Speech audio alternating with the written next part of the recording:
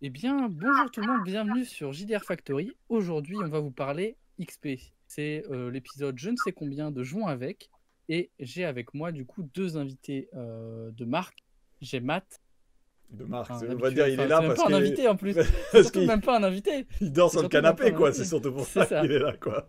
Ouais. Et Romain qui nous rejoint. Donc, Romain, que évidemment vous suivez régulièrement sur la petite histoire du JDR, mais qui est déjà venu nous faire coucou dans un Jouons avec. Donc, je suis très content de refaire une émission avec toi, Romain, ce soir. Et moi Euh, aussi. voilà. Et donc, on va parler XP, expérience, PEX, Voilà. progression. On va parler de tout ça. On envoie le générique. Générique.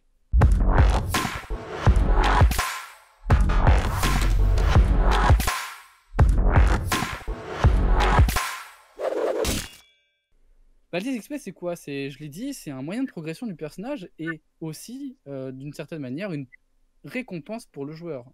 Parce que, on va le voir, je pense, dans l'émission, il y a plein de mécanismes pour récompenser la progression, pour que le personnage s'améliore, devienne meilleur, mais c'est aussi parfois une bonne carotte pour le joueur. Du coup, je vais me tourner directement vers toi, Romain, parce Oui. on donne toujours l'honneur aux invités. Voilà, on est bien élevé ici. Est-ce que tu peux me dire, on va parler un peu de l'XP et des débuts du JDR et un peu pendant son développement. Est-ce qu'il y avait des XP dans les premiers JDR? Comment ça se passait? Ah bah, il y avait dans le tout premier JDR, publié du moins, Donjons et Dragons, dès 1974, vous pouvez trouver dans le premier livret sur les trois de la petite boîte blanche, la mythique boîte blanche, un petit paragraphe, hein, pas très long, mais tout de même assez détaillé, qui à l'époque n'allait pas de soi parce qu'il y avait des pans entiers de règles qui n'étaient pas du tout détaillés, mais pour l'expérience, oui. D'ailleurs, ça s'appelait Experience Points, d'où l'abréviation XP. Voilà. Et cette expérience obéissait déjà à, je dirais, un principe qui n'était pas du tout très détaillé, enfin plutôt, je veux dire, qui n'était pas très compliqué, c'est-à-dire, ça permettait de gagner en puissance. Voilà, donc l'expérience donnait de la puissance, point final.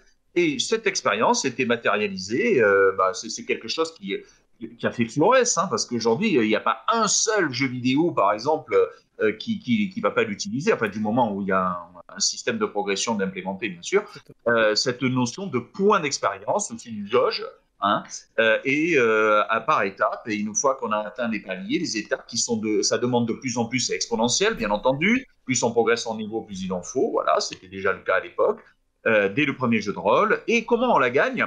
Eh bien, alors c'est là où c'était assez, comment dire, matérialiste, je trouve. Alors, c'est pas pour faire de la psychologie de comptoir ou ce genre de truc, mais on pourrait quand même faire une petite analyse simple.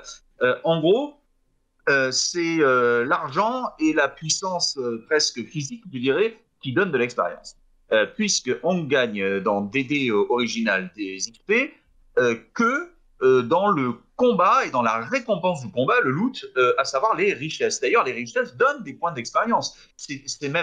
On en est même arrivé à faire en sorte qu'une pièce d'or égale un point d'expérience. Hein. 7000 pièces d'or égale 7000 points d'expérience. Et il était plus rentable d'ailleurs de trouver des trésors que de tuer des monstres. Hein.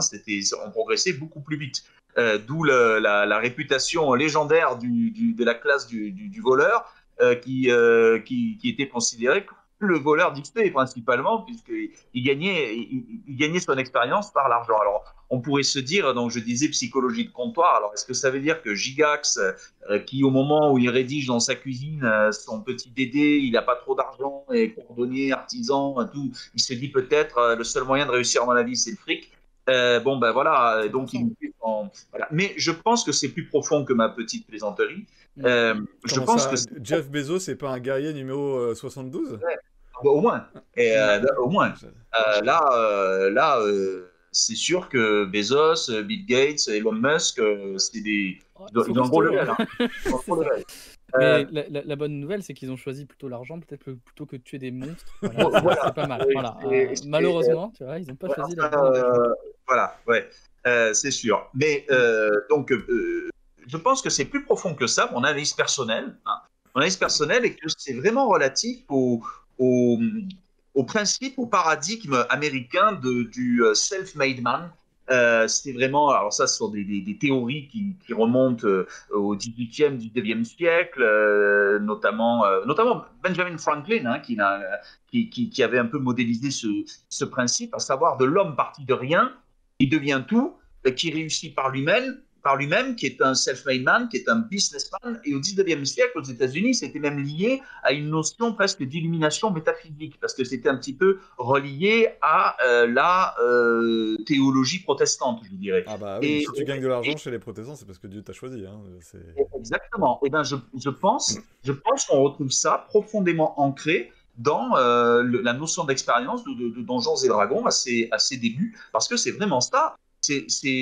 Et en plus, il y avait dès le début cette étrange disparité. Aujourd'hui, on aurait du mal à l'imaginer autour d'une table de jeu de rôle. À savoir que on est un groupe de joueurs tous les trois, mais Matt, par exemple, il est plus avancé que moi et Axel un peu moins que moi, alors qu'on a joué le même scénario. Aujourd'hui, on aurait un peu de mal à faire passer ce concept inégalitaire. Mais pourtant, c'était le cas, puisque c'était vraiment individualiste. L'XP est individualiste et elle est comptabilisée comme un notaire. C'est du travail de notaire. Voilà. Alors ça peut être amusant, hein. On peut prendre ça ça peut être assez rigolo. Mais c'est quand même quelque chose de très particulier. Mais oui, l'XP était présente dans ce jeu. Elle est présente dans Tunnels et Trolls, 1975. Il y a une table d'XP exponentielle. Pareil, c'est le même principe. Alors beaucoup plus vague d'ailleurs et moins modélisé parce que il y avait vraiment des calculs très précis dans Original D&D, hein. C'est-à-dire que suivant on gagnait il y avait un calcul assez précis par fraction, tout ça, bon bref, mais dans Tunnels et Trolls moins, mais ça y était aussi. D'accord. Je vais me permettre de t'interrompre rapidement. Moi, j'avais une question parce que c'est une période que je connais pas du tout et sur laquelle j'ai écouté évidemment vos émissions.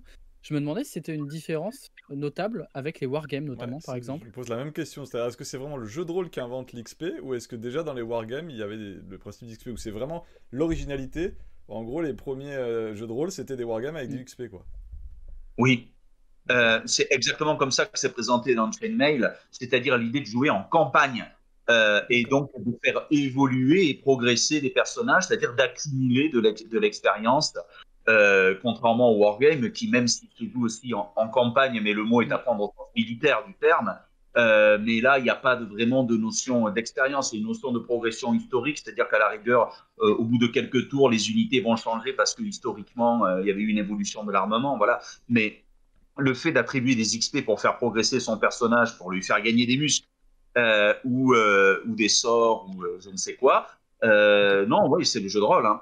C'est le jeu de rôle, cette notion de... C'est le gros twist mécanique entre le wargame et le jeu de rôle, c'est l'XP quoi. C'est un des gros twists mécaniques, oui, entre... D'accord, c'est intéressant. Oui, c'est intéressant parce qu'effectivement, je pense que Matt sera d'accord ou aura un avis différent, mais c'est aussi une manière pour le joueur de s'investir dans son personnage. Parce que si tu gagnes plus, tu deviens plus puissant. Si t'es plus puissant, c'est plus marrant. C'est plus marrant, bah, on a envie de continuer à jouer. En fait. Pour faire une petite référence à une vidéo que je pense beaucoup de rôlistes connaissent, on le voit dans notamment la bataille de Farador, quand on nous présente les personnages qui deviennent des gros billes après des années et des années et des années et des années de jeu. Et justement, le petit voleur qui arrive avec son niveau 1 de mémoire et qui pique l'XP, qui pique les kills et qui, évidemment... péripéties que l'on connaît tous, mais voilà, je trouve que c'est assez représentatif finalement. On s'investit dans son personnage parce qu'on y a investi du temps et mine de rien, du coup, de l'argent, des PO, etc. Et d'ailleurs, il faut quand même un peu aussi atténuer, comme toujours avec Gigax, ce côté un peu matérialiste, parce qu'il ne faut pas oublier quand même une chose, c'est que quand on regarde ce à quoi il jouait lui, avec sa bande, avec Arnson, tout ça, quand il a créé son univers de Greyhawk, avec des personnages qui, à la base, alors aujourd'hui, on les trouve encore dans le manuel des dessins, ces fameux noms tels que Mordenkainen, Evard, des noms de magiciens, qui peut-être d'ailleurs pour la jeune génération ne signifient rien quand ils voient ces noms marqués dans les sorts, par exemple, quand ils voient la main de Big Buy, quand ils voient le Magnificent Mansion, le château magnifique de Mordenkainen, peut-être qu'il y en a qui se disent c'est quoi ce nom, ça sonne joli, c'est quoi? Mais en fait, c'était les noms des personnages joueurs de Gigax et de Sangoku. Et il faut savoir que même si ils jouaient probablement en appliquant les règles qu'ils avaient créées, ça restait malgré tout la construction d'une histoire, hein, quand même. Voilà, il y avait quand même cette idée de, certes, ils devenaient des gros billes, ils devenaient très puissants et tout, mais il y avait la volonté, c'est-à-dire qu'à l'expérience était associé il y avait un seuil à partir duquel on devenait une sorte de seigneur de domaine. Il y avait des règles d'administration de domaine qui étaient d'ailleurs assez élaborées, qui ont été abandonnées, j'ai envie de dire malheureusement, progressivement avec le temps, et permettaient comme ça d'inscrire son personnage dans les changements géopolitiques de l'univers du jeu. Donc il y avait quand même, malgré tout, à la fin, une portée narrative. C'était pas seulement de la comptabilité. Voilà. C'était pas seulement du porte-monstre trésor. Ouais, parce que je me souviens, pour arriver niveau 9, alors je sais que c'est le cas dans White Box, qui a repris beaucoup quand même ODD. Dans White Box, il y a marqué, quand tu vas être niveau 9, d'abord, il faut que tu aies un château. Absolument. Mais c'était, ils ont repris... Oui, il ne faut pas croire que c'était quand tu étais niveau 16, 17. Non, non, ça arrivait assez vite. Ça arrivait avant les deux chiffres. En gros, avant le niveau 10. Niveau 9. Voilà, c'est ça. Voilà. Il fallait, oui, trouver son domaine et tout. Et ça, qu'est-ce que c'est sinon vraiment une invitation à un truc narratif. Hein. Tu pouvais avoir 1 million d'XP comme c'est marqué sur le papier, mais si tu n'avais pas ton domaine, tu passais pas niveau 9. Quoi. Exact. Et il y avait même autre chose, puisque tu dis ça, Matt, ça me fait penser à une autre chose qu'on trouve qu'on a trouvé alors pendant très longtemps à DD, qui était qu'il ne pouvait exister qu'un certain nombre de personnages de haut niveau. Et donc, par exemple, pour les druides, il fallait défaire le druide du niveau qu'on venait d'atteindre, sinon, ben non, on ne pouvait pas. C'est-à-dire que le niveau était un titre. Il y avait d'ailleurs des titres, mais ça a été abandonné aussi. Mais on les trouve d'ailleurs jusqu'au début des années 90 dans la Rules Cyclopédia de Donjons et Dragons, où on trouve pour chaque niveau, il y a un nom, un titre. Et à partir d'un certain niveau, bah, il faut conquérir ce titre. C'est-à-dire, même si on a les XP, eh ben, tant qu'on n'a pas conquis le titre, c'est-à-dire la personne qui occupe le poste sur la ligne d'expérience, eh ben, on ne l'est pas. On n'a pas ce titre, donc on n'a pas ce niveau. Alors, c'était quand même des micro-innovations qu'il faut noter, je pense, qui sont quand même pas si archaïques que ça par rapport au concept de une pièce d'or égale un XP. Il y a un peu de subtilité. Effectivement. En parlant innovation, je vais te demander, Romain, de réfléchir à, comme ça, 3-4 jeux où tu te dis, il y a vraiment eu des avancées sur l'XP au cours de l'histoire, des jeux qui t'ont marqué toi, parce qu'évidemment, tu ne peux pas non plus connaître tous les jeux, mais où tu t'es dit, ah ouais, là, il y a eu un truc où c'est vraiment intéressant. Déjà, je trouve que le côté gestion de territoire et donc gestion de domaine, c'est quand même hyper précurseur. Alors du coup, avec un impact narratif intéressant. Est-ce que tu en as d'autres comme ça en tête tout simplement, ça va être encore assez historique aussi, puisque c'est le jeu qui a marqué un peu une grosse rupture avec tout le système à niveau de DD, c'est le système de Chaosium, le basique role-playing system, parce qu'alors là, on pourrait se dire à première vue, mais il n'y en a pas d'XP. Bah oui, non, il n'y en a pas. Il n'y a pas de chiffres. C'est-à-dire là, on ne te donne pas, le maître de jeu ne dit pas, tiens, aujourd'hui, vous avez gagné 50, 100, 10 000, 20 000 XP. Non, c'est pas ça du tout. Eux, ils ont introduit quelque chose qui peut paraître plus peut-être intuitif ou plus réaliste, c'est-à-dire c'est la pratique de la compétence qui va te faire progresser. Et alors, il y a eu quantité d'avatars du système d'XP qui ont été développés, inventés à partir de ça. Aujourd'hui, le principe, c'est quoi? Le principe, c'est que quand tu fais... c'est le maître de jeu qui décide si, dans la dernière version des règles de l'appel de Cthulhu, par exemple, tu vas mettre une croix sur une compétence et en fait, à un moment, fin de session ou un moment clé de l'aventure, le maître de jeu va te faire un jet sur cette compétence. Si tu le rates, tu vas progresser de 1 des 10%. Voilà. Et moi, je le mets dans ce groupe aussi. Il y a la dernière version de Delta Green qui est sortie en 2018, qui, elle, propose quelque chose d'encore plus simple et de très amusant. Dès qu'on rate un jet sur une compétence, on coche.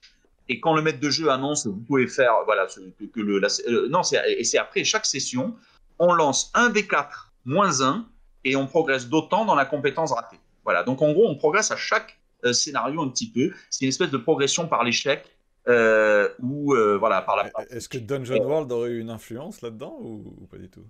c'est... Parce que alors, Dungeon World, oui, c'est moi, je ne prétends pas que c'est le premier à avoir fait ça, hein, parce que je ne sais pas, mais c'est le premier jeu, en tout cas, où j'avais ce truc où, dans Dungeon World, qui est un jeu PBTA, tu gagnes des XP quand tu fais des 6 mois, c'est-à-dire en fait quand tu fais rebondir l'histoire, mais surtout, en gros, quand tu rates, entre guillemets. Et donc, puisque l'idée, c'est que si tu réussis, c'est que tu n'as pas besoin de progresser. Tu progresses que quand tu rates. oui, Voilà.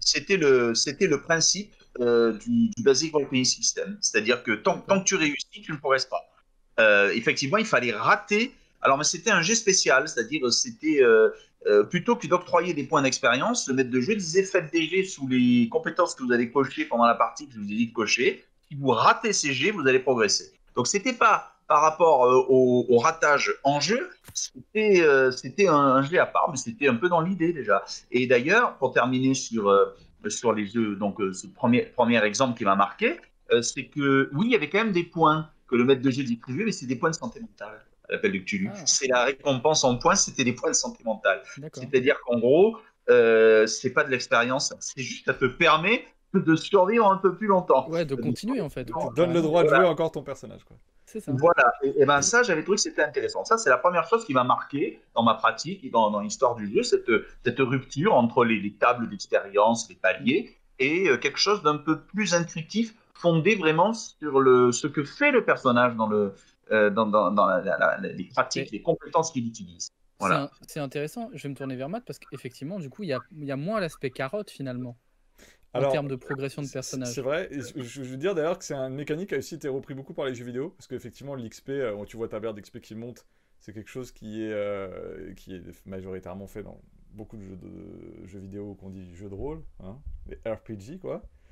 Mais il y a pas mal de jeux aussi type jeux de rôle, jeux vidéo, et où, comme c'est beaucoup plus facile d'implémenter mécaniquement en jeu vidéo qu'à une table, parce que là, le truc de Cthulhu, c'est quand même, il y a un truc comptable où il faut que tu coches à chaque fois, il faut que tu comptes, enfin, c'est particulier, quoi. Et il y a des jeux, quand tu joues, plus tu vas utiliser une hache, plus ta compétence de hache va augmenter, et ça va être invisible pour le joueur, mais c'est clairement, ça vient du même principe, quoi. Encore une fois, les jeux vidéo ont phagocyté le jeu de rôle à mort sur ça. Alors, il n'y a pas de carotte, oui et non. C'est-à-dire que, comme on est dans quelque chose de très matérialiste, cette version des XP, on parlera d'autres types d'XP après, mais cette version XP, elle est matérialiste, c'est-à-dire tu deviens plus fort, tu deviens plus compétent. Donc tu as envie de devenir un super assassin, bah, tu vas mettre des coups de dague, avec la caricature du mec du jeu vidéo qui, quand il veut augmenter sa compétence de course, il se met contre le mur, puis il se met à courir, puis il va boire une bière, il revient, ce mec a couru, il a monté son level up de course. Mais cette idée-là, la carotte, c'est parce que tu veux devenir meilleur dans ta compétence, quoi. Mais ouais, je parlais surtout du fait de progresser par l'échec. Qui n'est pas hyper instinctif, tu vois, mine de rien. Oui, parce qu'on aurait tendance à se dire, tu deviens meilleur en réussissant. Bah ouais, mais non, en fait, finalement, le système Chaosium reflète ça, c'est qu'effectivement, quand tu rates, tu apprends plein de trucs, des trucs un peu plus évolués. Oui, et de toute façon, il faut quand même aussi préciser une chose, et ça aussi, ça m'avait marqué avec le système Chaosium, que ce soit pour Stormbringer, Hawkmoon, l'appel de Cthulhu, hein, pour citer les RuneQuest, on progresse pas tant que ça en fait. C'est-à-dire que ces jeux-là sont tellement mortels que de toute manière on n'a pas le temps.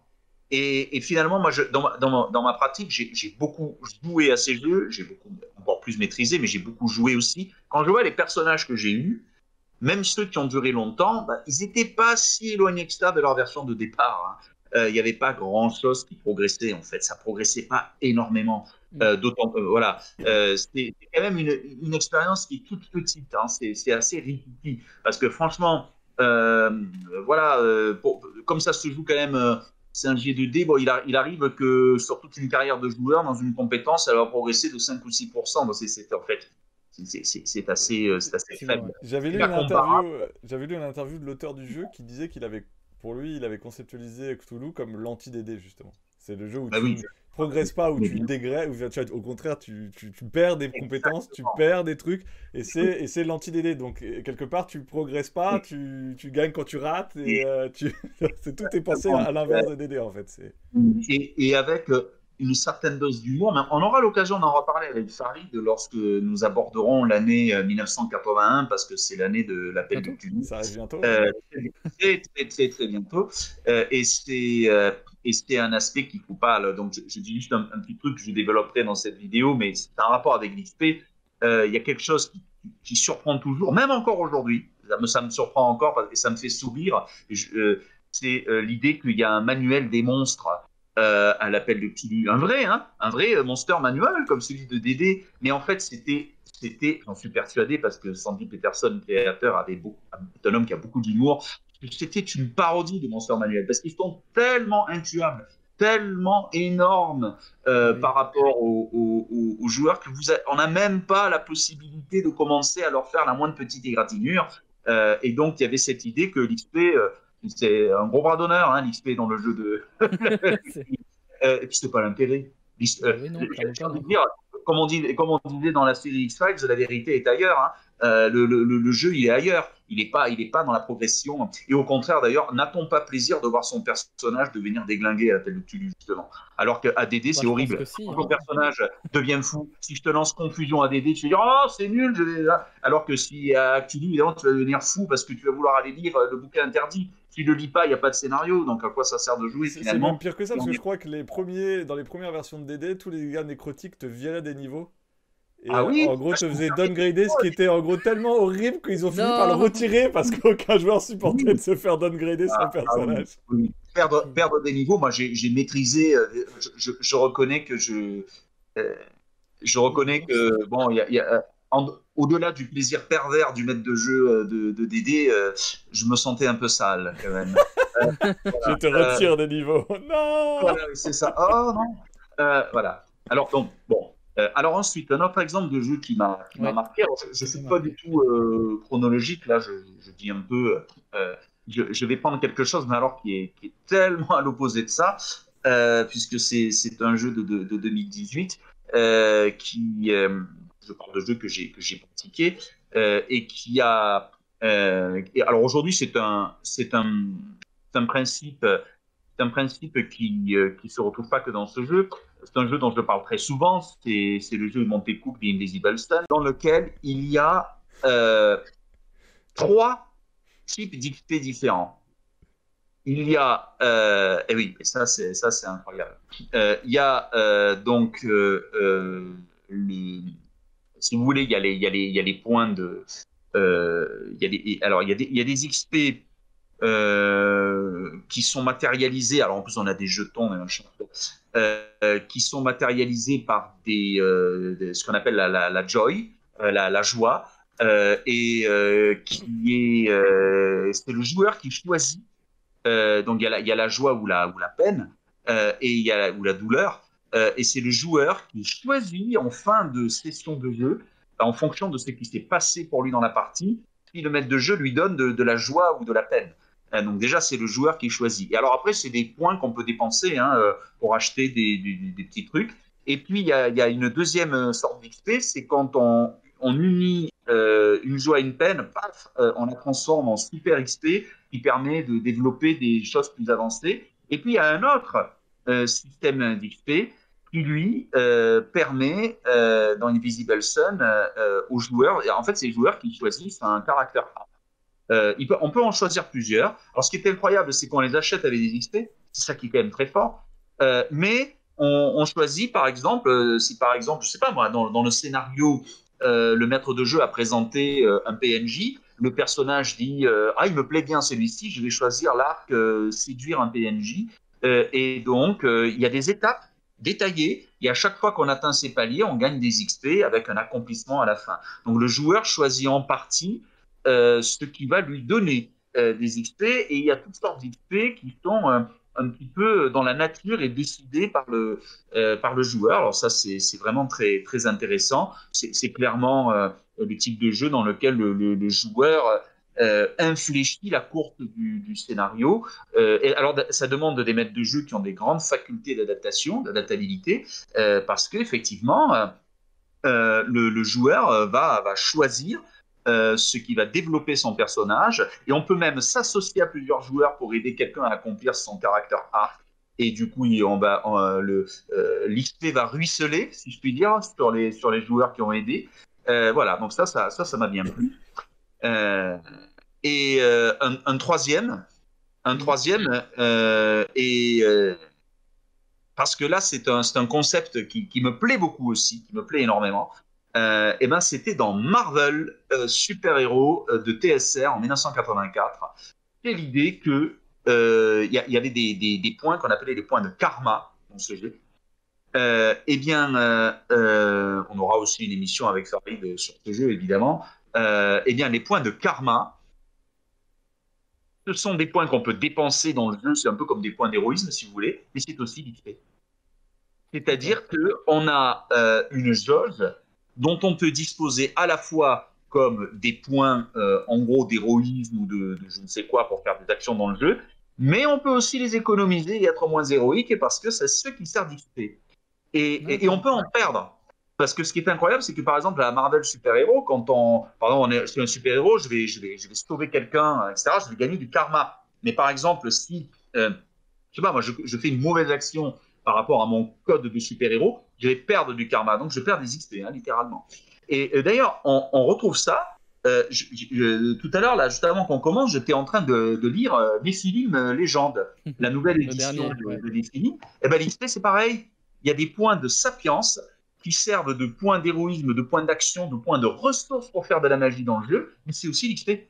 C'est-à-dire qu'on peut très bien l'utiliser pendant la partie ou après la partie. C'est une même ressource qui sert à la fois pour des actions dans le système de jeu et pour développer son personnage. Moi, j'aime bien d'ailleurs ce principe. Et d'ailleurs, ça me fait penser, puisque tu parlais, Matt, des jeux vidéo, ben, si on regarde la série de jeux vidéo de From Software, Demon's Souls, Dark Souls, etc., eh ben, c'est pareil, puisque quand les âmes, qu'on les appelle comme on veut, hein, dans Bloodborne, c'est du sang, enfin, bon, les âmes que l'on gagne, et que l'on perd d'ailleurs si l'on meurt, elles servent aussi à acheter chez le marchand des choses. C'est la monnaie du jeu, c'est-à-dire c'est les XP, c'est la monnaie, c'est une ressource donc qu'on peut dépenser in-game, c'est-à-dire dans les actions du jeu, ou économiser pour faire progresser son personnage. Sauf que voilà. la grosse différence, c'est que quand tu achètes un objet, techniquement, tu fais progresser mécaniquement ton personnage. Genre, tu vas acheter une épée pour taper plus fort. Donc, que tu mettes plus de muscles ou que le résultat est le même, tu fais progresser ton personnage. Alors que dans Marvel, ce que tu décris est intéressant parce que soit tu es un héros et tu ne progresses pas vraiment mécaniquement, soit tu n'es pas un héros et tu progresses. Et il me semble, ma connaissance des comics books n'est pas énorme, mais il me semble que dans les comics books, les héros progressent peu, alors que les vilains progressent beaucoup plus. Exact, mais tout à fait. Et justement, leur système, c'est très, très bonne remarque parce que c'est exactement l'esprit de ce jeu de rôle qui a un système qui pourrait paraître comme ça, bon, vieillot, archaïque, mais non, il réserve des surprises, ce système. Et son système d'expérience n'est pas la moindre des surprises, justement. Parce qu'il me semble que Dr. Doom est genre une des personnes qui progresse le plus dans tout le Marvel cinématique, et je pense que le gars utilise peu ses PXP pour aider les gens. Mais bien sûr. Et regardez Thanos, déjà qu'il est bourrin à la base. Bon, après, il devient carrément l'être le plus puissant de l'univers. Bien sûr. Et alors que les super-héros sont plutôt dans une sorte de stase, en quelque sorte. Et d'ailleurs, je terminerai là-dessus. Dans mon expérience des jeux de rôle de super-héros, que ce soit de toutes époques, j'ai souvent remarqué que les personnages que l'on joue progressent peu. C'est très difficile de les faire progresser. Ce sont des coûts exorbitants, où on ne gagne pas assez, ou alors où on s'en fout, tout simplement. Parce que c'est pas le. Voilà, on est déjà un super héros. Et alors, après, c'est une question presque philosophique. Hein. Qu'est-ce qu'il y a de plus super qu'un super héros? Enfin, puisqu'on est déjà en fait l'équivalent d'un niveau 15 ou 16 ADD finalement. Par exemple, hein, pour prendre. Voilà, on est déjà un super héros. Le magicien ADD, il peut faire Superman avec ses sorts, mais pour ça, il faut qu'il soit niveau 11 ou 13. Or, dans un jeu de super-héros, on l'est déjà. Et donc, ça me permet de conclure un peu par rapport à tout ce que tu m'as demandé, Axel, en disant que on peut vraiment se poser la question. La question fondamentale, c'est à quoi ça sert l'XP, justement? Est-ce vraiment si utile? Ou alors, faut-il forcément matérialiser l'expérience par une jauge, un compteur, des points, des trucs mathématiques, arithmétiques? Il n'y a pas autre chose? Si, bien sûr. Mais alors voilà. C'est une bonne transition parce que tu parles de jeux de super-héros où on progresse peu. Il y en a un où tu progresses, c'est Icon. Ouais. Et Icon, tu progresses, mais tu progresses en gardant des mots-clés en fait, C'est qui peuvent être positifs ou négatifs d'ailleurs, hein. Et donc en gros, tu habilles ton personnage d'une histoire. Donc techniquement, il progresse dans la fiction, même si au niveau mécanique, il va peu progresser. Il va pas gagner beaucoup plus en force, mais par contre, il aura j'ai blessé mon Tout à fait. meilleur ami comme trait qu'il pourra invoquer dans le jeu et faire des choses avec, ou au contraire, j'ai sauvé Lois Lane et ça lui permettra et c'est la transition vers. Du coup, c'est en fait, Ouais. parce que je rebondis, parce que quand même, ce qui est bien, c'est que du coup, il progresse pas tant en termes de puissance, mais en termes de panel de choses qu'il sait faire. Ce qu'on retrouve aussi beaucoup dans les comic books, en fait. Parce que Oui. les héros sont souvent obligés de s'adapter et de faire des choses de plus en plus différentes avec leur pouvoir de base pour pouvoir enfin battre des super vilains qui, eux, ont tendance à beaucoup à monter en puissance. Il y a juste tiens, un truc qui me revient là, ce sera très rapide. Il y a aussi dans. Je trouvais quelque chose, alors je ne l'ai pas trouvé dans beaucoup de jeux, je trouve que c'est assez rigolo. Ça a l'air d'être une mécanique qui vient un peu des roguelike ou roguelite, donc plutôt des roguelike, genre Isaac, tout ça, Binding of Isaac, du jeu vidéo. C'est dans Against the Dark Master, dont j'avais parlé lors de notre premier live Twitch. Donc dans ce rétro-clone de Rollmaster, où d'ailleurs on gagnait des XP en fonction des kilomètres parcourus aussi. Il fallait tenir une comptabilité des et donc dans Against the Dark Master, il y a un système très drôle. C'est que c'est un jeu assez létal, donc comme l'était Rollmaster d'ailleurs. Et quand on meurt, en fait, en cours de partie, on a pareil, on a des points d'héroïsme, et quand on les dépense par paquet de 5, on coche des cases dans une jauge qui s'appelle historique ou quelque chose comme ça, et quand votre personnage meurt, cette jauge historique est transférée sur le personnage qu'on crée après, et qui aura donc des petits avantages, il aura de l'XP à la base, mais qui vient du mort. Voilà, comme dans les roguelites, vous savez, dans ce principe de jeu où on meurt souvent parce que c'est ce qu'on appelle du die and retry, mais on gagne un petit truc qui va rester de partie en partie. Eh ben, ça a été fait au moins. Alors, je ne sais pas s'il y a d'autres exemples. À ma connaissance, c'est le seul que je connais personnellement, mais ça a été fait dans Against the Dark Master. Ce principe très amusant de roguelite. C'est un jeu de quelle époque? Regarde, c'est quoi la date de. C'est tout récent, c'est 2010. D'accord, donc c'est un jeu de rôle qui s'est inspiré du jeu vidéo dans ce cas. Je crois bien. Hein, ça y ressemble beaucoup en tout cas. Ouais, ça ressemble à. Ouais.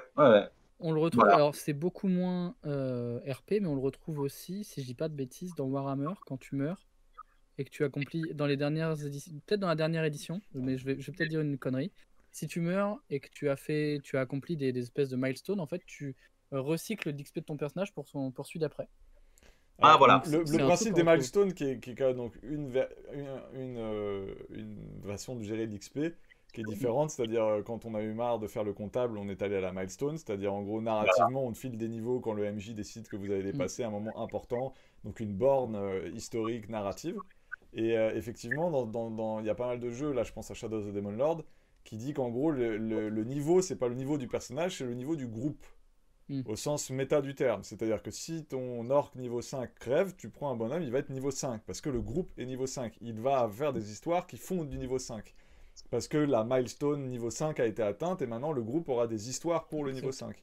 Donc c'est pas exactement la même chose que du Rogue Legacy, mais il y a cette idée que pour la progression au global autour de la table, l'idée première des jeux, on recommence à zéro. Et quelque chose qui a été lissé quand même très souvent dans les jeux qui veulent quand même tuer leur PJ de temps en temps. Ils lissent ça en disant que quand tu refais quand tu rerolls, quand tu fais un nouveau perso, il a le droit d'être au même niveau que le groupe, quoi. C'est ça. Donc il y a aussi une frustration pour le joueur. Il y a deux jeux de rôle qui ont contourné ça, enfin pas contourné, mais je dirais, si on regarde Pendragon ou Ars Magica, on crée carrément des familles. Dynasty, donc là, on peut le faire aussi à Hellsunker d'ailleurs, et n'en parlons pas à Vampire. Donc, voilà, mais ça, c'est autre chose. On est plus dans en exemple, il y a Titals dans le chat qui nous a parlé de Rêve de Dragon, où aussi on garde l'évolution de son personnage en partie quand on refait une autre version de son archétype. Je trouve que c'est pareil, c'est des pistes intéressantes pour justement je viens d'évoquer la frustration du joueur, mais effectivement, quand on a passé des dizaines, voire des centaines d'heures à jouer son perso et qui meurt sur des trucs, sur une bêtise par exemple, ça peut être un peu frustrant. D'où l'intérêt Euh, dans Cthulhu de pas progresser, puisqu'en fait, quand ton perso meurt ou devient fou, tu t'en fous, tu prends un mec Tu t'en fous. qui a C'est ça, 3% de moins, exactement. c'est pas grave. Exactement, voilà, voilà. Et avec le danger de. Moi, je sais que ça. Tu vois, ce principe, quand même, justement, pour Cthulhu, je sais que ça m'a aliéné souvent des joueurs, ou même qui n'ont jamais même voulu commencer, parce que ça donne un peu l'idée du perso Kleenex, disons-le. Oui, complètement, oui, complètement. Et ça, c'est un peu gênant. Je dirais, surtout surtout dans les tout premiers temps de l'appel de Cthulhu où les scénarios étaient du délire dans la mortalité. Enfin, ils étaient faits pour tuer les joueurs, quoi qu'ils fassent. Donc, de toute manière, bon, c'était un peu. Mais, comme l'a dit Matt, et ça, c'est le plus important, n'oublions pas que c'était aussi un anti-DD et que c'était vraiment fait pour euh, casser du gros build de DD. Donc, c'est très particulier. C'est vraiment un truc d'époque, là. C'est-à-dire, plus le gars avait se dit, bah moi je prends de la dynamite et de la Tommy Gun, plus le MJ avait le devoir de le tuer dans d'atroces souffrances, c'est ça? Les créatures, elles sont résistantes aux armes humaines, alors c'est fini à partir de là. Et puis, Oui, puis Cthulhu, t'as pas c'était plus un à enflammer. Hein. Voilà. Ouais. Pour revenir un tout petit peu sur les super-héros, parce qu'il y a Esteriel qui nous donnait un très bon contre-exemple, effectivement, c'est Mutant et Mastermind, où tu progresses comme d'hab avec des XP classiques, mais il nous fait remarquer aussi que c'est un système D20. Donc est-ce que c'est lié? Oui, parce que globalement, en fait, c'est du super-héros de Donjons et Dragons. D'ailleurs, je sais pas s'il y a des informations sur la nouvelle version qui sort, mais je suis curieux de voir si ça continue comme ça ou si ça fait partie des choses qui changent. Parce que ça fait partie des manières de. Je trouve l'expérience Je- est une grosse manière de faire changer le jeu, quoi. Je vois pas pourquoi ils auraient changé. Non, c'est du D20. Mais donc Mutant Ouais, Mastermind, c'est du super-héros qui progresse, quoi, qui va devenir plus puissant, c'est ça. plus... D'accord. Tout à fait. Tout à fait. Donc c'est l'idée, il va découvrir son pouvoir, quoi. Oui. Voilà, que c'est pas stylé. On a perdu Ah, et c'est il est de Romain retour. qui est Oui. disparu pendant quelques secondes. Non, c'est bon, je reviens. Bien. C'est bon. Je disais, il y a une échelle un peu différente quand même. Je veux dire par là que c'est. Alors, parce que c'est une échelle qui est plutôt linéaire, c'est-à-dire qu'il n'y a pas, à DD, il n'y a pas une différence énorme entre un personnage niveau 15 et niveau 16. Mais à Mutant Mastermind, je crois que si, justement. D'accord. Il me semble qu'il y a il me semble que l'échelle de niveau est à prendre d'une façon voilà, différente. Mais oui, il y a des niveaux, oui, Ok. tout à fait. Presque exponentiel peut-être. Oui. Mais ce qui est intéressant sur du super-héros, parce que mine de rien, on a quand même plusieurs échelles dans le super-héros. Je pense au street level et au cosmique. C'est peut-être pour ça que on progresse comme ça. Ça peut être aussi une évolution dans l'aventure Ouais, mais c'est vrai que ce dans les genre de canons de choses. super-héros, c'est rare qu'un super-héros de street level devienne cosmique. Enfin, Daredevil restera street level, il passe jamais Oui. cosmique. Enfin, peut-être que je me trompe, encore une fois, je suis pas un Com- spécialiste. Complètement. Après, si on prend les derniers films du MCU, par exemple, avec les Avengers, Spider-Man, qui est complètement un super-héros street level, se retrouve à aller se battre contre Thanos, qui est hop, voilà, Mais je c'est te le cas désingue. dans les bouquins d'origine. Il meurt vite, mais c'est le cas d'origine. Oui, complètement. Complètement. Exactement. On a fait un bon tour, je pense, sur les différents systèmes un peu intéressants, un peu novateurs, pour pas faire une liste. Moi, Ah, non, il y en a beaucoup d'autres. il y en Hein, a énormément, Je voudrais quand même effectivement. citer deux exemples pour finir. Ah bah vas-y, Pour moi, vas-y. deux Oui. exemples qui vraiment sont restés dans cette approche originelle de l'XP, mais qui, je trouve, ont poussé la logique à des endroits assez intéressants. C'est le XP comme trésor. Et je trouve que c'est Oltré qui a eu une très bonne idée. C'est-à-dire, en gros, on fait des donjons pour trouver des trésors dans Oltré, mais le MJ octroie des points de trésors et c'est les joueurs qui décident ce qu'ils en font avec. Et ça peut être autant de gagner des niveaux, comme ça peut être de récupérer de l'argent, comme ça peut être de carrément imposer quelque chose de narratif. J'ai retrouvé la relique sacrée du roi Bidule. Et donc, ça donne à l'XP une manière qui est un outil multiforme qui à la fois est l'XP classique, donc du trésor te fait monter, c'est tout à fait référence à ADD, mais avec cette petite pointe narrative où le joueur peut utiliser cet XP pour en faire quelque chose de narratif. Ça, je trouvais que c'était une évolution qui donc ne se cache pas du tout d'être inspirée par Donjons et Dragons, un dollar égale du XP, mais justement, on est allé plus loin dans le concept. Et le deuxième, et bon, comme d'habitude, Apocalypse World, qui a, je trouve, pour moi, c'est un des trucs les plus intelligents d'Apocalypse World, c'est que le XP comme carotte. Et je trouve que c'est un des jeux qui l'utilise le mieux. C'est-à-dire que au début d'Apocalypse World, comme tu parlais de Chaosium, tu dois cocher deux caracs qui vont être les caracs principales. C'est-à-dire qu'il y en a une, c'est un de tes potes qui les coche, et il y en a une, c'est le MJ qui les coche. Et à chaque fois que tu vas faire un jet sous cette carac, tu vas gagner un PEX.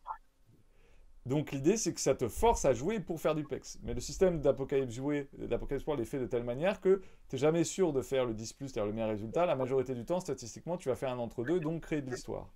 Mais ce qui est intéressant, c'est comme il y en a un, c'est le MJ qui donne la petite croix, il n'est absolument pas obligé de le mettre dans la carac où le joueur est la plus forte. Donc tu as mis ton bourrin ou tu as mis dur, je suis un costaud, machin, hein, tu vois. Et le MJ peut très bien le mettre dans celle où il est le moins bon, où il est un peu médian, où il le fait jamais, par exemple le sexy. Le fait de devoir essayer de séduire les gens. Et donc, si le joueur veut pexer et faire son rapia du pex, il va devoir jouer sur cette compétence. Et donc créer de l'histoire à des endroits qu'il n'avait pas prévus et peut-être découvrir des trucs intéressants, des facettes de son personnage qu'il n'avait pas vu. Et je trouve que c'est une manière très intelligente d'utiliser la carotte en disant oui, prends-la, il n'y a pas de problème, optimise, joue à fond pour gagner des XP, mais sauf que comme c'est pas toi qui as décidé exactement où tu gagnais tes XP, eh ben, tu peux emmener ton personnage à des endroits qui n'étaient pas attendus. Voilà, je trouve que ça c'est pour moi qui reste dans du classique, hein, on fait progresser son personnage. Voilà, alors dans Apocalypse World on donne des moves, donc on se donne des nouvelles capacités narratives, ce qui nous donne le pont sur la suite. Mais il y a cette manière intelligente de reconnaître que les joueurs sont là pour l'XP, très bien, et ben faisons de l'XP quelque chose de vertueux.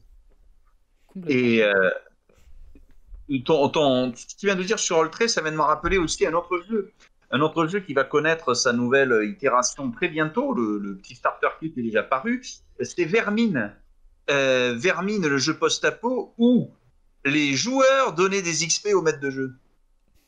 Et le maître de jeu, et oui, en gros, c'était du donnant-donnant. En gros, les joueurs pouvaient accepter des XP, mais c'était reversé en XP au maître de jeu sous la forme des menaces qui allaient monter. C'est-à-dire, le maître de jeu allait utiliser des menaces de plus en plus puissantes contre les joueurs, ce qui lui donnait des XP, mais dans ce cas-là, les joueurs gagnaient beaucoup d'XP. Donc, les joueurs devaient faire le choix. Pas beaucoup d'XP, on est safe.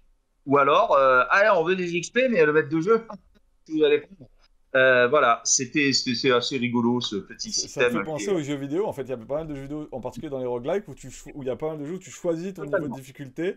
Et plus tu te mets des niveaux de difficulté hauts, plus ton taux de loot est important. Enfin, Diablo, par exemple. Voilà. Pour ne pas le nommer. Ouais. Mais c'est. Complètement. Oui, allez, un dernier, puis je m'arrête. Un jeu dans lequel l'XP est tellement anecdotique qu'on se demande s'il y en a, en fait, on se demande même s'il y a des règles. Et pourtant, c'est un jeu de 1985. C'est un jeu, là aussi, il aura droit, je pense, à son émission dans la petite histoire du jeu de rôle. C'est Hurlement de Jean-Luc Bizien. Hurlement dont je ne dirai rien. Alors c'est le genre de jeu dont il ne faut rien dire. C'est ça, je me dis comment tu vas faire une petite histoire du jeu d'horreur sur Hurlement. Bah voilà, sur Hurlement, c'est un jeu où vous jouez au XIIe siècle en France. Voilà. Au revoir, fin de l'émission. C'est un peu délicat, mais enfin bon, voilà. Mais disons que alors là pour le coup, le concept d'XP, c'est qu'est-ce qu'on s'en moque ?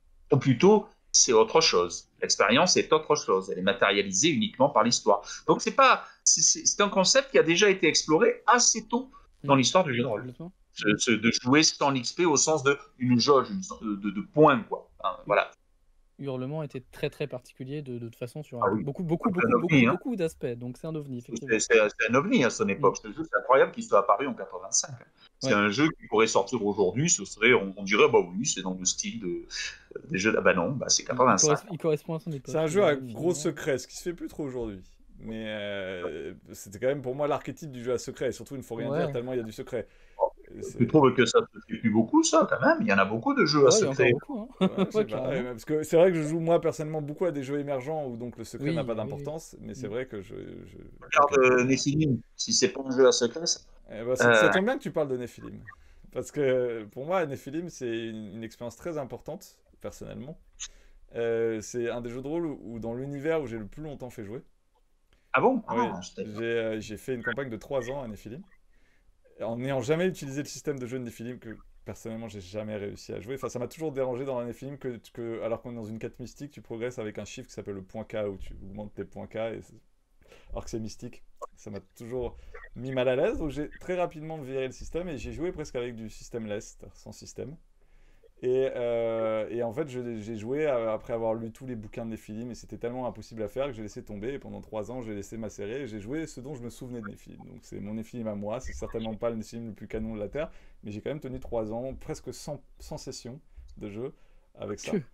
Et donc, Dieu, ça fait beaucoup. et Hein. voilà. Et pour le coup, c'était un jeu où le système était tellement anémique que je ne pouvais pas faire progresser mes joueurs avec Deepex. Au début, ils étaient là, ils disaient bon, alors, quand est-ce que je gagne des points en force ou en machin et tout. Évidemment, je leur dis mais attendez, le système, moi à l'époque, j'ai joué avec une obscure version de The Pool, The Puddle qui deviendra plus tard le Fun Universal System qu'on voit dans Les Gardoches, ce jeu français.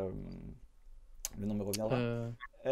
Donc un jeu vraiment ultra minimaliste où en gros tes personnages sont déterminés par des traits. Et donc pourtant les joueurs ont progressé. Mais pour moi c'est de la progression narrative justement. Et si tu veux, en plus je leur ai vraiment fait la version fantasme du genre de Nephilim, c'est-à-dire qu'on commence à notre époque, ils sont dans une camionnette, ils sont complètement amnésiques, et ils doivent trouver les lieux où ils ont leur éphémnémos, c'est-à-dire le moment où ils ont leur mémoire, et quand ils ont leur mémoire, on joue entièrement toute la séance, pendant plusieurs séances, toute l'époque de leur mémoire. Et donc, quand ils reviennent, tout ce qu'ils ont fait dans le passé a des influences dans le présent. Donc, les gens ont fait « Ah ouais, bah ok ». Donc, quand ils ont joué une période au Moyen-Âge, il m'a fait « Bah ouais, bah moi, je suis moine de tel ordre de moine. J'ai bien compris que j'allais me réincarner. J'ai pris tout le trésor de mon truc et je l'ai enterré. Ha ha ha ha. Ok. Ah oui, ok, ok. Et donc, maintenant, je suis au présent, je peux retrouver le trésor. Bah ouais. Et donc, maintenant, on a plein d'argent. Ouais. Et tu fais quoi avec? Et en fait, tout le système a été comme ça. Pour vous dire, à la fin, ils contrôlaient le CEO de Google, ils étaient la main derrière le Vatican. Enfin, en gros, il n'y avait pas de limite de tout ce qu'ils pouvaient faire. Et plus ils revenaient dans le présent, plus en fait ils se rappelaient. Alors évidemment, tu pouvais jouer avec, c'est comme il y avait des siècles qui étaient passés. Oui, tu contrôles le Vatican, mais ça fait longtemps que le Vatican a été vérolé par tes ennemis mortels, les Templiers. Donc comment tu gères alors que la moitié de ton ordre est en train d'essayer de te tuer en même temps? Donc plus ils allaient haut en pouvoir, plus donc ils ont progressé énormément. Jamais d'une manière chiffrée. En fait, on s'en foutait complètement. Et ils progressaient de manière narrative. Et le monde progressait, parce que tout ce qu'ils faisaient dans le passé avait une influence dans le présent. Donc, par exemple, ils ont ouvert des portes vers des mondes parallèles, etc. Ce qui fait que ça a complètement niqué le Vatican, enfin la Rome, pendant des siècles. Et en gros, le Vatican de notre époque était plus du tout aussi puissant. L'Église catholique n'était pas aussi puissante qu'à notre époque. Et il y a plein de choses comme ça. Le monde devenait en fait un autre monde, mais qu'ils avaient forgé eux-mêmes par toutes leurs actions dans le passé. Donc, pour dire en fait que l'expérience, c'est certes aussi la carotte, le point, mécanique, mais c'est aussi tout ce qui habille la narration et tout ce qui habille le personnage. C'est-à-dire, en gros, quand tu rends un service au roi dans un jeu Medfan et qu'après le roi te doit un service, c'est de l'expérience. C'est quelque chose qui va avoir un impact tout aussi fort que le fait que tu aies 2 attaques par tour, quoi. Ouais. C'est intéressant ce que tu dis, c'est une belle transition en plus. On a parlé de l'XP comme moteur de progression de personnage. Tu viens de nous parler de l'XP comme moteur d'histoire, mine de rien. Que quand le roi te doit une faveur, un jour tu vas quand même aller venir la chercher. Tu nous as parlé d'Oltré aussi un peu plus tôt pour choper des trésors, mais aussi influencer sur le monde, dire ce que tu trouves, etc. Est-ce que vous avez pour vous, est-ce que l'XP peut être autre chose que ça? Est-ce que ça peut être une source de jeu? Est-ce que ça peut être une source de narration, voire une mécanique de jeu à part entière? On a déjà un peu répondu à la question parce que vous nous avez cité des jeux dans lesquels c'est le cas, mais pour vous, est-ce qu'il y a des choses où vous vous êtes dit, ah ouais, c'est vraiment, vraiment, vraiment une bonne idée et à quoi ça correspond? Oui, il est évident que ça va quand même dépendre après du jeu, dans le sens où le problème, c'est que on peut pas faire ça à DD. Je veux dire par là que dans des jeux mathématiques et arithmétiques, parce que qu'on le veuille ou non, DD, ça reste ça. Hein. Et on aura beau inventer toutes les histoires qu'on veut, ça restera malgré tout si on utilise le système, bien sûr. Ça restera comme ça. Mais y a des jeux où, comme l'appelle le Kidu, on s'en moque tellement de l'évolution du personnage, ça n'a tellement aucune importance que l'expérience vient tout simplement de la découverte, de l'intrigue ou de l'avancée du mystère. Hein. Alors après, il y a des jeux quand même qui arrivent à allier les deux. Il y en a un qui l'allie parfaitement d'ailleurs, avec même une mécanique, hein. Enfin une mécanique. Ce sont des mots-clés plutôt, hein. C'est pas vraiment une mécanique. Hein. C'est Vampire dans sa cinquième édition, qui insiste énormément sur ce qu'ils appellent les boons. C'est-à-dire un peu les dettes que l'on contracte, Les les faveurs, ouais. services que l'on rend à d'autres kainites, comme on dit dans le jargon de White Wolf, à d'autres vampires, et plus le service rendu est important, plus le retour le sera aussi. C'est vraiment un système comme ça. Tout à Et, fait. et effectivement, on s'aperçoit bien vite que c'est ça qui fait progresser les personnages, c'est le statut, c'est la position Complètement. sociale. Alors, pour le coup, l'expérience à Vampire V5, accrochez-vous, ils annoncent 1 point d'expérience par session de jeu, sachant que quand vous pensez que pour augmenter une carac, c'est score à atteindre x5, si vous voulez passer de 3 à 4, ça veut dire qu'il faut faire 20 sessions de jeu pour gagner un dot sur sa feuille de personnage. Donc autant dire que ça n'a pas vraiment beaucoup d'importance. C'est marrant parce que quand tu me décris ça, en fait, ça a l'air d'être tous ces vieux jeux. Tu dis souvent qu'avec Cthulhu nouvelle version, il y a presque une négation du système, puisqu'en gros, on te met un système, puis après on dit, mais non, on s'en fout du système, tu réussis sans jeter ton jet. Et là, on te dit qu'il y a encore du PEX, parce qu'en gros, il faut mettre du PEX pour assurer le rôliste. Regarde, oui, il y a du PEX, mais tout est fait dans la mécanique pour nier le PEX, parce qu'en fait, ils veulent faire de la narration et pas du PEX. Et donc, il y a comme un côté de, les gars veulent faire du narratif, mais ils sont emprisonnés dans l'atavisme du XP du passé, et ils font tout pour mettre du XP, mais sans en mettre, parce que tu comprends, c'est pas ce qu'on veut faire. Donc, il y a une sorte d'emberlificotage, je trouve, entre apparemment ce qu'a envie de faire l'auteur du jeu et l'attente du public. Ils sont bien obligés d'en mettre aussi parce que leur système, c'est obligé qu'il y en ait, puisque c'est un système chiffré à échelle. Donc, si tu enlèves la notion d'expérience. Oui, mais là, c'est ridicule la progression. C'est ton personnage, il progressera. Enfin, c'est bidon comme système d'XP. Il n'est pas là pour progresser, ton personnage. Bah, en fait, il y a. Enfin, je vais pas mécaniquement, j'entends parce qu'il va progresser narrativement à fond, évidemment. Ça, c'est une évidence. Mais c'est. En fait, je trouve, je suis en train de le lire et c'est intéressant que tu en parles parce que je voulais aussi le mentionner. C'est intéressant la création de personnages d'XP beaucoup parce qu'on te propose différents niveaux de puissance en fait. Avec cette V5, on te propose de jouer les sangs clairs, donc les toutes dernières générations qui sont on va dire, c'est une grosse caricature, mais des espèces de demi-vampires en fait. Ils ont presque plus assez de Sandkane pour être des vampires. On a des nouveau-nés donc qui viennent de se faire étreindre, et qui donc du coup découvrent le monde mais ont un peu plus d'expérience. Donc eux, on va dire que c'est des personnages lambda. On a après les nouveau-nés, on a les Ancillae, les anciens. Et eux, ils ont une belle dose d'XP en fait à la création. Donc on te dit, customise ton perso, voilà, tu as 35 points d'XP de mémoire. Tu customises ton perso, c'est énorme. Hein. Du coup, ce qui est beaucoup. 35 sessions de jeu selon leur système. C'est ça. Donc tu customises ton perso, boum boum boum. Et en fait, effectivement, après, tu stagnes, mais tu stagnes pas vraiment parce qu'il y a plusieurs mécaniques. Donc, tu rappelais les boons, donc les faveurs, les choses comme ça. C'est hyper intéressant parce que oui, tu rends. Ok. Tu veux rester tu veux rester un peu en dehors des castes? Ouais, bah du coup, pour avoir ton domaine, pour monter un peu en prestance dans la ville, c'est hyper compliqué. Par contre, si tu vas voir le baron anarque ou le prince de la Camarilla et que tu lui rends des bons services, ah bah ouais, tu vas peut-être te choper un coin de ville, un quartier, un truc comme ça que tu vas pouvoir développer. Mais justement, puisqu'ils vous ont l'air d'aller à fond vers l'XP narratif, et Vampire me semble être un jeu, vu que c'est un jeu politique, c'est le type de jeu qui est fait pour les XP narratifs, enfin, on appelle XP au sens large du terme, la progression narrative. La règle d'XP, on va dire mécanique, de est-ce que j'ai plus de muscles, etc., elle sert à rien, puisqu'en fait tu choisis juste à quel niveau de jeu tu veux jouer, puis après tu bouges pas mécaniquement, mais tu bouges narrativement. Est-ce que c'est pas mieux de dire, je prends un nouveau-né, et puis une fois que j'ai atteint la bonne milestone, je prends l'équivalent d'un ancien parce que j'ai diabolisé tel gars, et donc j'ai pris son énergie, je suis devenu plus puissant, et hop, voilà, tu passes de 10 points d'XP à 35, parce que là, t'as fait le truc pour passer à 35 d'un coup, quoi, tu vois. Enfin, je sais pas, ça me semble... Après, c'est une manière de faire, et puis si tu reprends un peu la V20 notamment, ou les anciennes versions, la mécanique est si peu différente que tu peux aussi progresser plus rapidement. C'est facilement dit, je crois que c'est même dit dans le bouquin. Si tu veux progresser aussi mécaniquement, bah, c'est facile. Parce que les échelles sont toujours les mêmes et tu as juste à donner les XP à l'ancienne et ton personnage va progresser mécaniquement. Mais oui, c'est intéressant ce que tu dis. Alestériel le dit bien, tu vois. Ça le fait penser à un type qui s'est mangé un vieux syndrome de Stockholm et qui veut s'en sortir, cette histoire de Whitefall, tu vois. Effectivement, Vampire, qui est un jeu vendu comme ambiance, était quand même un jeu de sacrément bourrin et très mécanique. C'est un jeu où il y avait la taille du minigun pour que tu le caches sous ton trench coat, quoi. C'était un jeu d'ambiance. C'est ça, complètement. Et c'est vrai que cette V5, moi j'avoue que c'est ce qui m'attire dedans, c'est qu'effectivement c'est beaucoup plus... C'est pas plus léger parce que le système reste globalement le même, mais on se rapproche d'un truc avec plus de politique, une jouabilité qui est meilleure, et effectivement cette progression par la faveur, waouh, c'est vraiment... Enfin, c'est une très bonne idée. Et c'est une idée qui aurait dû être là depuis le début, finalement, effectivement. Ouais.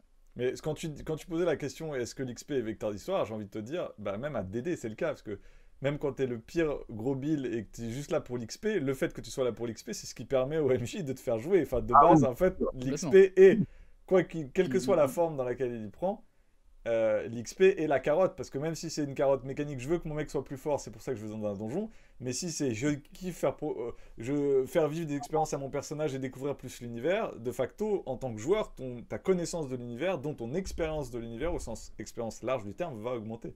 De toute façon, dans le jeu de rôle, il y a toujours de l'XP, et en fait, c'est juste quelle est la forme que tes joueurs ont envie de recevoir, en fait.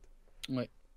Eux aussi, d'ailleurs, en DD5, ils ont dit, bon, bah, si vous voulez pas vous embêter avec la comptabilité, vous avez qu'à dire que dans une campagne, après chaque scénario, vous gagnez un niveau automatiquement. Voilà. Je dois t'avouer que même dans les campagnes, là, par exemple Rime of the Frost Maiden, qui est une des dernières grosses campagnes qui est sortie, le level up est fait par... alors, vous leur donnez le niveau de temps quand ils ont fait tant de quêtes. Voilà. Tu vois, genre, vous avez parce que comme c'est un bac à sable, c'est compliqué, tu vois. Et donc il dit, il suffit qu'ils aient réussi à faire X petites quêtes qui sont dans le tour des 10 villes. Alors ils ont le droit de passer niveau machin. Quand ils ont fait X quêtes qui sont dans la toundra qui est autour, ils sont niveau machin. Et c'est que des milestones marqués dans tout le bouquin. Donc, exactement. Maintenant ils sont vraiment passés à ça. Puis voilà, hein, c'est vrai que c'est un système comme un autre, hein, veut dire c'est... Oui, bien sûr, mais j'ai l'impression que dans le jeu de rôle, il y a vraiment un choix qui doit être fait quand on est avec une table. Est-ce que c'est une table qui a envie d'avoir une récompense mécanique, c'est-à-dire en des pecs parce qu'il a envie de sentir son perso avoir plus de compétences, plus de pouvoir, etc. Ou est-ce que c'est une table qui s'attend à avoir une expérience narrative, c'est-à-dire qui va habiller de l'histoire, la narration, l'expérience et voilà, il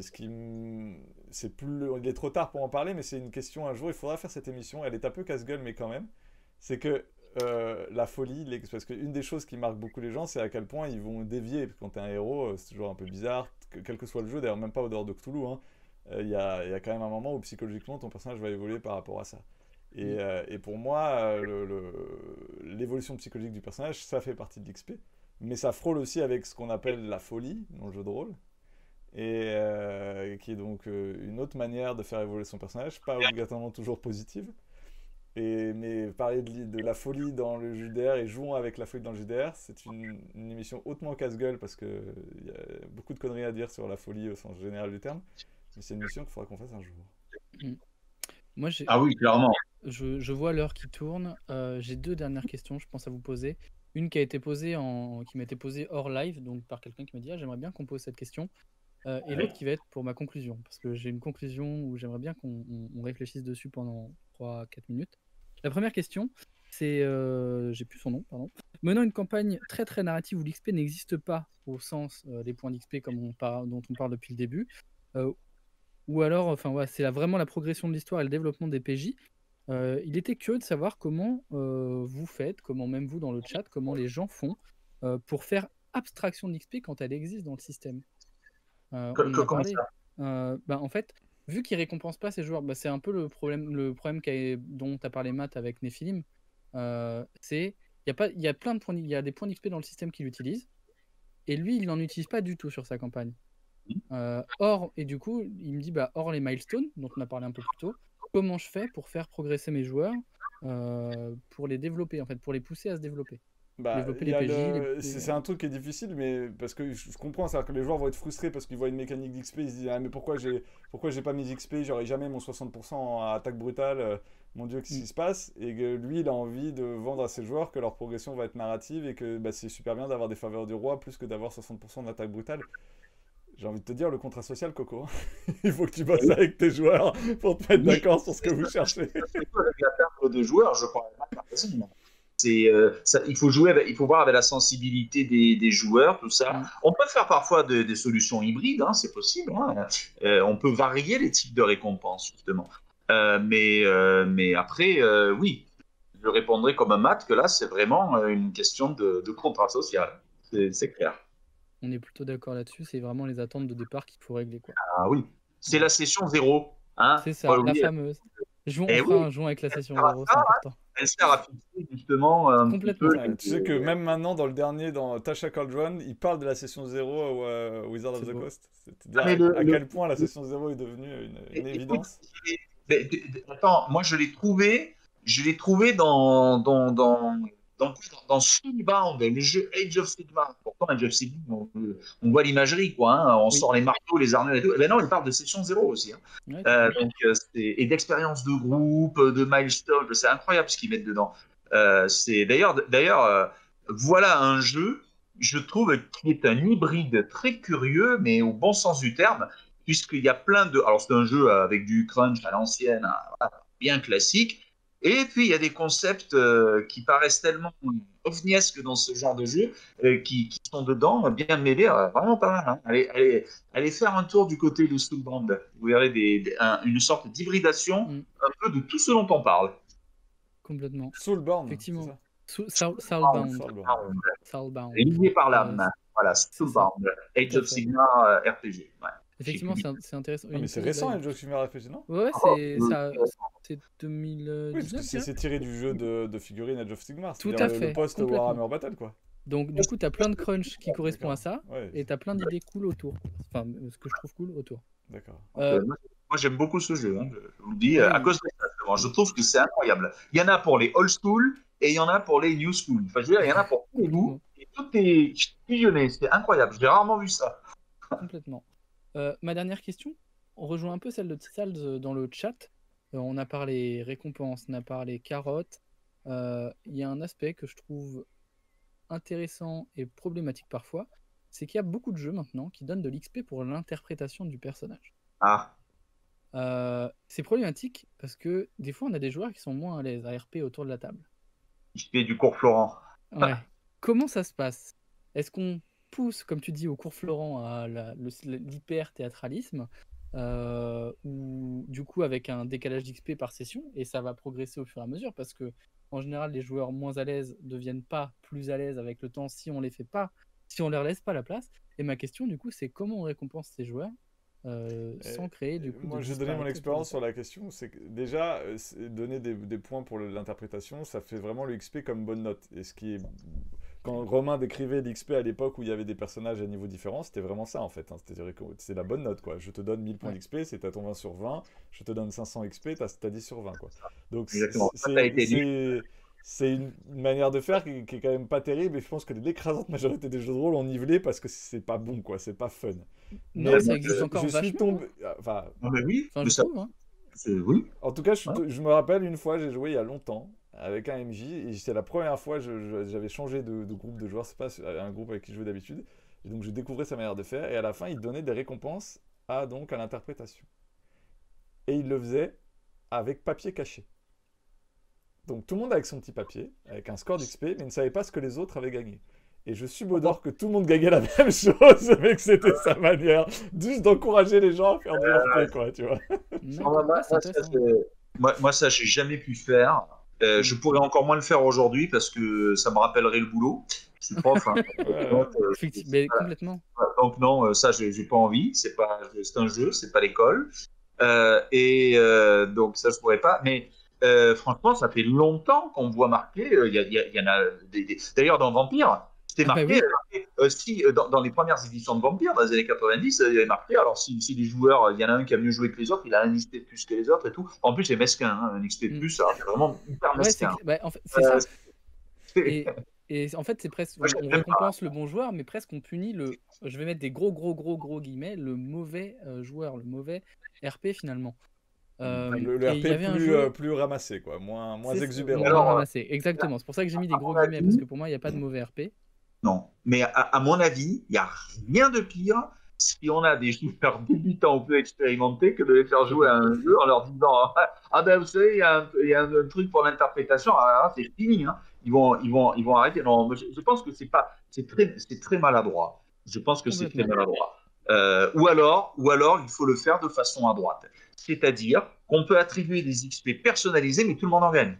C'est-à-dire, toi, tu te fais gagner tant parce que tu as fait ça dans le scénar. Toi, je te fais gagner tant parce que tu as eu cet entretien avec tel personnage dans le RP, dans le scénar, c'était très bien. Toi, tu as eu cette idée, c'est très bien aussi. Alors, c'est-à-dire, tout le monde est gagnant à la même hauteur, mais pour des raisons différentes. À la rigueur, ça, je pense que ça peut être assez amusant et constructif. Mais l'XP différencié à titre personnel, c'est tout à fait personnel. Je condamne rien du tout, rien, mais je n'aime pas du tout. Mais ce que tu décris, en fait, c'est quand on donne des XP, parce que ça reste des XP comme récompense, donc vraiment comme une bonne note, c'est vraiment, tu rentres dans la théorie d'éducation, en fait. C'est-à-dire comment tu dois récompenser tes élèves, tes enfants, et ça devient très complexe. C'est pour ça que souvent, moi, c'est quelque chose que, Ça, je ferais ça avec les je gamins. laisse de côté et que je préfère largement votre groupe est niveau 5, ou quand je joue avec des niveaux. Complètement. Ou, voilà, parce que si on commence à On est d'accord.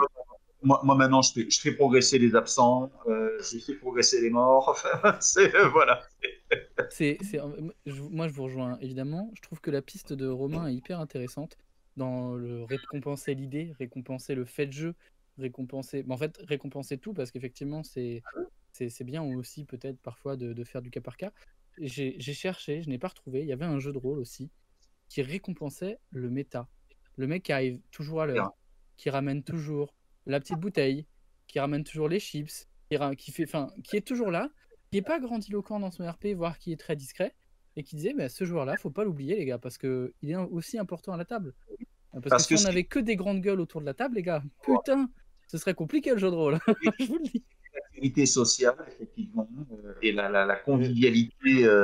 Dans le niveau de devoir, encore plus, je me rappelle à Ambre, il y a un truc qui s'appelle les contributions. Ah oui, oui, exact. En gros, tu gagnais des pex, mais si tu faisais des contributions, c'est-à-dire que tu écrivais un journal, donc c'était carrément ta rédaction, quoi. Hein, horrible. Tu écrivais un journal qui devait résumer ce qui s'était passé dans le truc, et si tu rendais tes contributions, tu avais le droit à plus de pex. Et je me souviens, j'ai fait beaucoup jouer à Ambre dans mon adolescence. Putain, j'avais l'impression d'être à l'école. Si tu n'as pas rendu tes contributions, disait le MJ. Tu m'emmerdes, j'ai déjà une dissertation à écrire. Complètement. Je te fais un gros bisou, Vincent. Mais qu'est-ce que c'était des mauvais souvenirs. Il nous avait fait la même chose sur Warhammer ou L5R, je ne sais plus. Il nous disait si vous faites le petit compte rendu de début de séance, ou à l'écrit, parce qu'il y avait le compte rendu de début de séance, on dit qu'est-ce qui s'est passé la séance dernière, vous avez des pecs supplémentaires. Tu es en mode mais horrible. Voilà, bref. Là, vous me rappelez vraiment le boulot, hein, merci. Mais complètement. Et c'est complètement ça. C'était complètement l'école. Je dis mais mec, je viens de sortir du lycée pour. J'ai déjà eu des trucs à rendre. Je vais pas venir me taper le tic, tu vois. Oui. Donc voilà, moi c'était les dernières questions que je voulais poser sur XP. Joueurs, je dirais, il faut que ça vienne des gens, comme disait Matt, hein, c'est le contrat social. Hein. C'est ça le jeu de rôle aussi. Hein. Donc, ouais. Mais donc il y a plein de choses à faire avec l'XP et j'espère que cette vidéo vous en aura montré un panel intéressant. Et complètement. Voilà, et pourra vous faire réfléchir sur tout ce que l'XP, c'est pas que. C'est évidemment la progression physique, mais pas que. Enfin, physique, mécanique, mais pas que. Et que si vous arrivez à faire rendre conscience à vos joueurs que l'XP, c'est aussi la progression narrative de l'histoire, et vous aurez réussi quelque chose. Bravo, vous avez un point d'XP en MJ. C'est ça. Exactement.